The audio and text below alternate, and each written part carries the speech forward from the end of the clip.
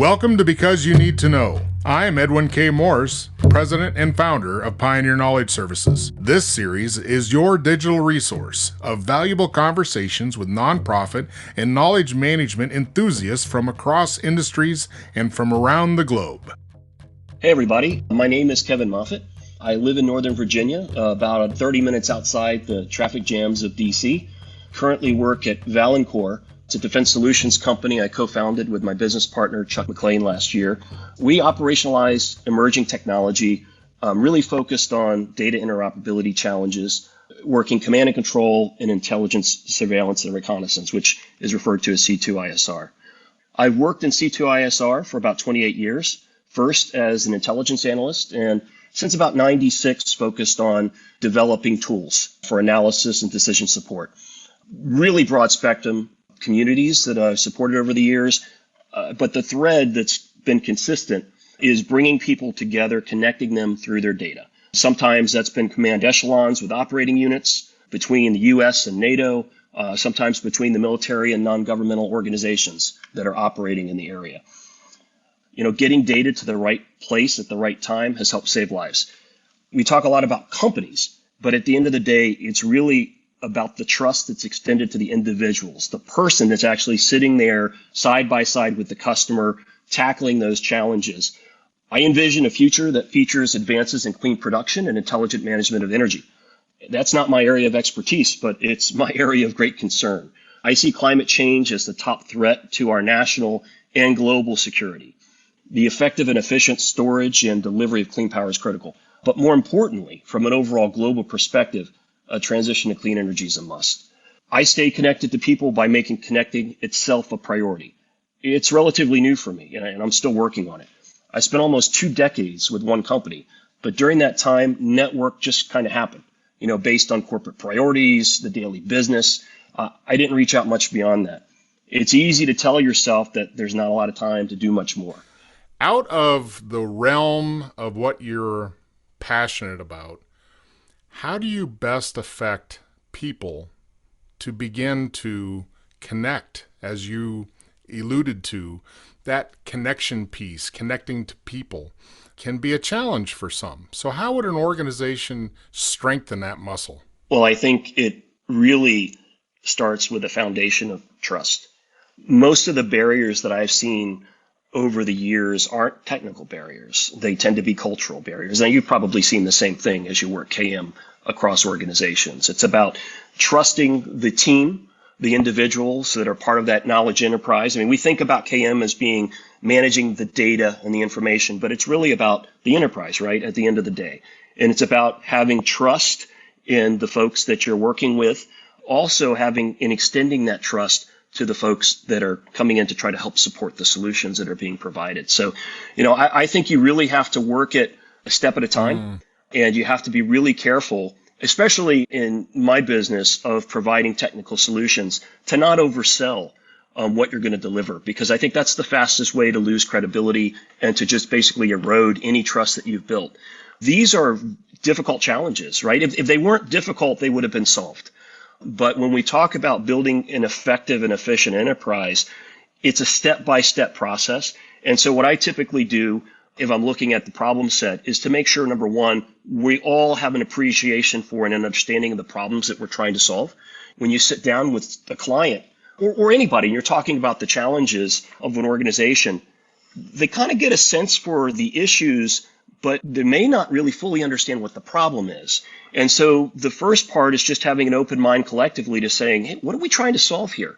So how do you approach that analysis step to make sure nothing gets skipped? I think, first of all, you have to take that view that you can't go in thinking you have the answers. That's the first thing, overpromising, as I mentioned, but then coming in with the blinders on to say, hey, this is how I solved it here, so I know it's going to work for you here. And yeah, absolutely. Cookie cutter, right? Yeah, hey, let's make good use of my knowledge, and we'll just transform it to your outfit, and it'll work great. Yeah, so the key to understanding that is making sure that you understand the nuances of the culture that you're working with. Every company is different, has different types of cultures, different processes for how data flows. It's about making sure that you're getting all the stakeholders, right? Not just the decision makers, but treating all the stakeholders as equally important in this process, right? Regardless of whether they're the ones making the final decision or not, and making sure that you appreciate their perspective. And again, and organizations within themselves have microcultures and lots of different dynamics. And so coming in from the outside, it's really difficult to get a feel for that up front. It takes time. And honestly, you may never get the full picture. Well, but you got to work toward that on a stepwise basis. You want to get an enterprise picture, but don't you feel that sometimes when you're dealing with a certain work culture, that there are some folks at the top of the ladder that say, oh, you don't need to talk to those folks. I'm telling you the straight up truth. This is all you need to get going. How do you navigate challenges of fiefdoms and all that old style mentality of how organizations work? So the approach I take is the same one that I took when we worked together back in Iraq. And it's at the time, if you're working for the military, you've got the commander and there's the guidance, just like a CEO or the executives. And this is where we want to go as a vision. And then you've got so many different pieces that are orchestrated to make that happen. I think it's about harmonizing to say, okay, we understand where the boss needs us to go as an organization. But what's your piece of that? Are you a drummer? Are you playing the saxophone? Do you like jazz? And actually the commander is like, hey, we're doing classical music here, right? It's about understanding those differences and having honest discussions at all levels and not being afraid. I think a lot of times people are afraid to go back to the boss and say, look, understand your vision here, but what you're talking about, we've got to look at some adjustments because the culture or your capabilities or whatever doesn't fit. And I think the more frequently you can have those vector checks and have those honest discussions, the more successful you're going to be at working it. And again, it's a process. It takes time. I like that idea of the vector checks, right? You try to buffer yourself from assumptions and you really do an evidence-based investigation. I want to go back to your topic of trust between people because in the back of my mind, that brought up the concept of trust of content. You can have trust in people. Yeah. That helps build that content delivery mechanism or quicker answers that, you've got somebody. I know a guy, right?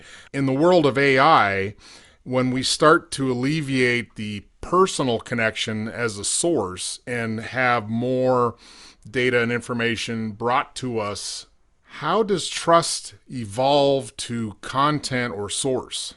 Yeah, wow. That is a great question. And I think one that everybody has been struggling with.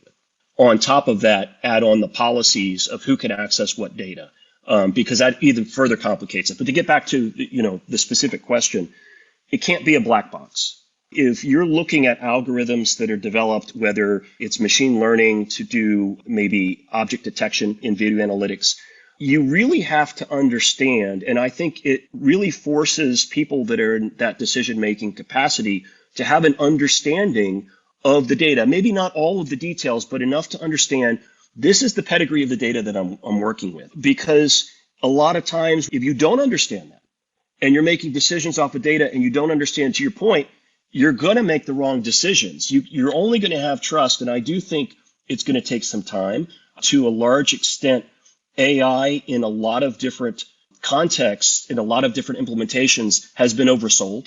And as a result, there's been this promise of what's going to be delivered. And now there's an understanding that it's a lot of work to, number one, field it in a way that's really going to give you results, and then to train the algorithms and to make sure that it's an effective part and a cohesive part of your environment. And when a decision maker, an analyst, or somebody gets that data, they understand enough about where it came from to know the pedigree. One of the big challenges as we look at how our data ecosystems have evolved, we don't do a good job at looking at the aspect of truth decay, right? So over time, there is truth decay with information. He's not saying anything to do with a dentist, everybody. He's saying truth decay, not tooth decay. Thanks. Yeah. These are things that we need to start talking about, because I might have the best data today, and if I look at it a year from now, it might be completely wrong. If we just look, for example, at the pandemic and how quickly information has evolved in these kind of dynamic scenarios. So you're using the term truth decay as it's basically a fact check on a timeline, right? It could be a fact today, but tomorrow may not be, is what you're saying. Yeah. And if you think, or it may just change in dimensions somehow. Well, it could be an opinion today, and it's not an opinion of somebody's tomorrow. if you think about like an old quote being taken out of context from somebody, and wow, as we look at these vast amounts of data that we're collecting, you have to be careful because that time element. So if I look at my, as really stupid, simple example, if I look at my weather app in the morning today and it's raining, then I'm going to put on my boots and my raincoat.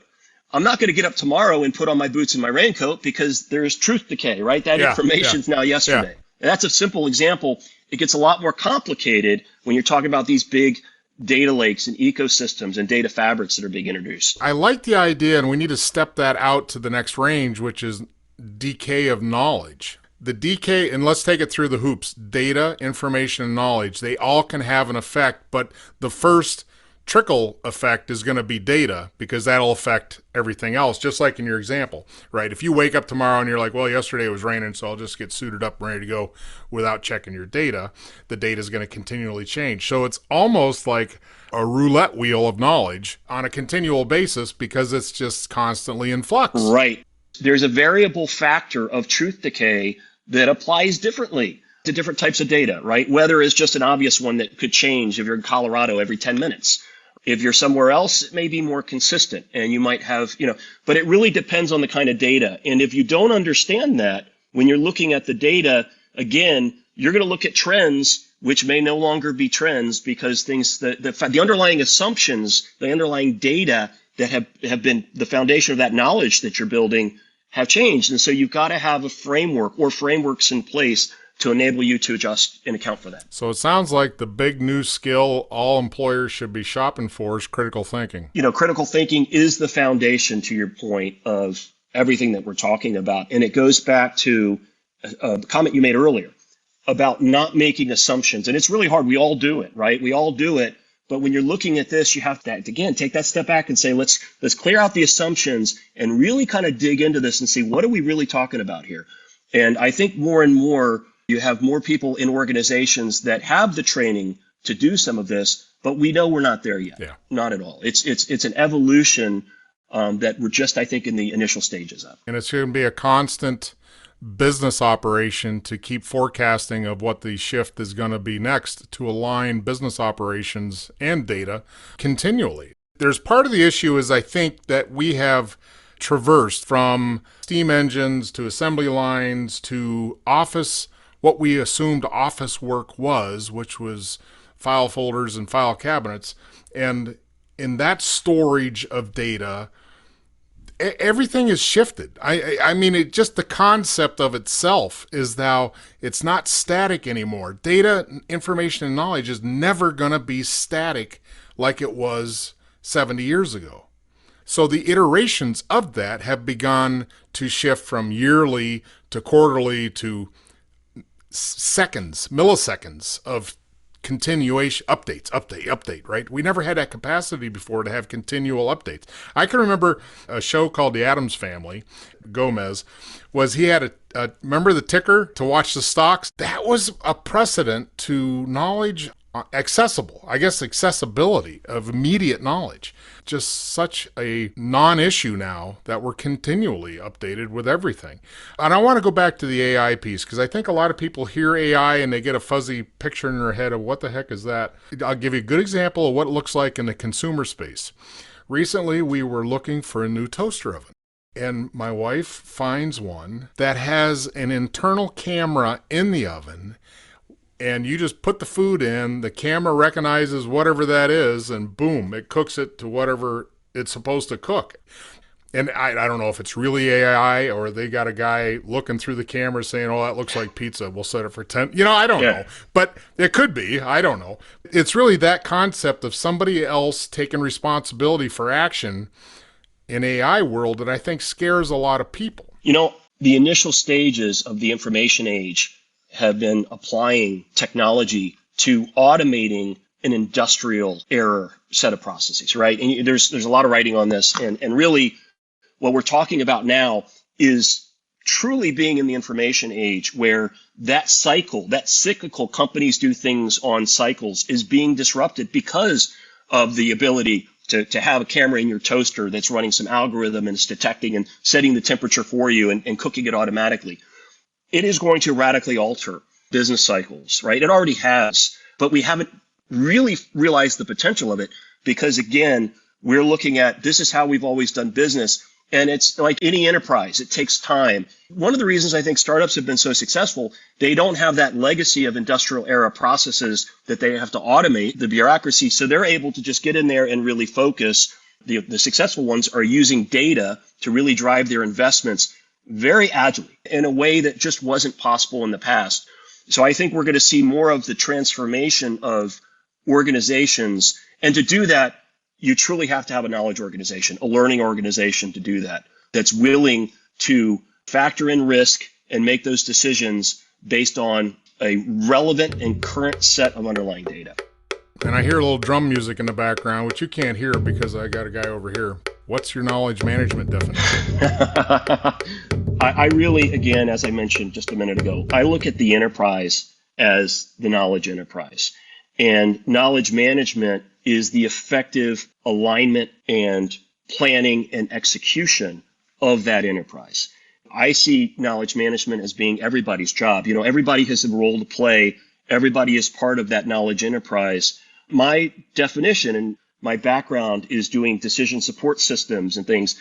You know, there's a pretty broad application and people didn't really necessarily consider that KM in the past, but it really is. You know, making sure that that organization has access to all the data, all the information that can build that knowledge base they need to be effective and efficient. I like your idea of how that lays in responsibility across the organization, not just one person or a section leader does KM. It's everybody's got a hand in it. What are the 3 attributes you would go and hire for that feed a good knowledge ecosystem? So again, you mentioned critical thinking. That's foundational. Collaboration and curiosity, and they go hand in hand. Really having a team that is curious and interested is going to pay dividends. And then I look for grit. You know, these challenges take time to solve, especially in our business, a lot of times in very austere kind of locations, like where we met up at Spiker back in the day. I think the successful teams are the ones, they don't just have the talent and the innovation, but the team members really have the grit to deliver on the commitment. So those are really 3 factors that I look for. Well, I like that. And if you could send me the list of questions you ask these folks in interviews so you can determine their level of, that would be helpful because I think that stumps a lot of people. How do you factor in critical thinking? You don't give them a math quiz or, you know, maybe a recipe well, or something? We kind of do. Oh, do you? Okay. We have so we have a development environment and it's got a range of tools in it. And so basically it's our Beowulf cluster. So it's our development ecosystem. It's a development operations center. And we could bring a candidate on virtually side by side, and we can provide challenges. And they're not necessarily coding challenges. They could be data challenges. And we can see how a prospective applicant responds to that, how they communicate. Oh, I like that. That sure beats a sit down with a question and answer kind of thing with a committee. You know, the formal way people do hiring somewhat. You're basically throwing them in the fire and seeing how they perform. Basically, yes. We walk through it. We really want to understand how well do they structure what they do, how effective are they at it, and can they communicate what it is that they're doing? Because on a team, especially today virtually, communication, as you know, is just completely critical. So yes, we're throwing them somewhat into the fire and seeing how they perform. I think that's the best way to do it because you want them to be in a practical sense and see where they're at practically, not dressed up in a suit and feeling goofy sitting in front of a committee of folks asking questions, be it face-to-face or Zoom. It's more, I would feel more comfortable as the applicant to be able to say, hey, here's some, we'll throw you in this live beta test and we'll see how you do. I think that's more challenging and more engaging. Well, and it's also not just about there's a right answer.